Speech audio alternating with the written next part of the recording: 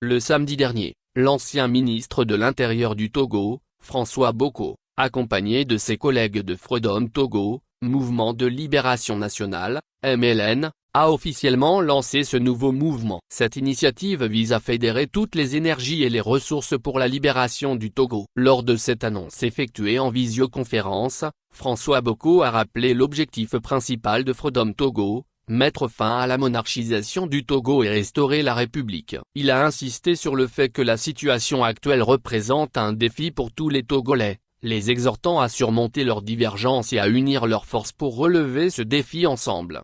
Le mouvement Freedom Togo MLN se propose comme un cadre d'action pour la diaspora togolaise et l'ensemble du peuple togolais, afin de se rassembler et d'agir collectivement. François Boko a lancé un appel à une union sacrée, s'adressant aux Togolais vivant en Europe, en Afrique, aux États-Unis, au Canada, en Asie et partout ailleurs dans le monde, ainsi qu'à se rester au pays et vivant au quotidien les affres de la dictature. Il a également adressé un message aux amis du Togo, leur rappelant que la liberté ne se donne jamais mais qu'elle s'arrache. Il les a invités à se joindre au mouvement Freedom Togo pour aider le peuple togolais à reconquérir sa liberté et à remettre le pays sur la voie de la reconstruction et de la prospérité.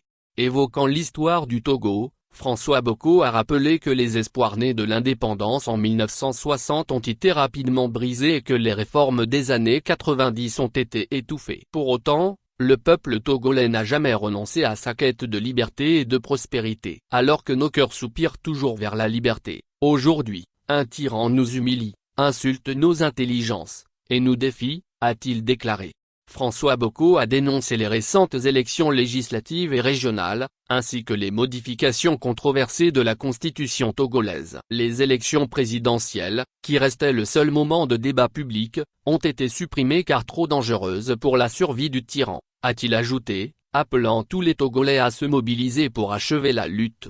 François Boko, âgé de 59 ans, a été nommé en 2002 ministre de l'Intérieur, de la Sécurité et de la Décentralisation, chargé de préparer l'élection présidentielle togolaise de 2005, consécutive à la mort du président Eyadema. À la veille du scrutin, alors qu'il demandait la suspension d'un processus électoral suicidaire, il n'a pas été suivi par le président par intérim, Abba Bonfo, et a démissionné. Il s'est réfugié à l'ambassade d'Allemagne à Lomé, avant d'être exfiltré en mai 2005 vers la France, où il s'est installé.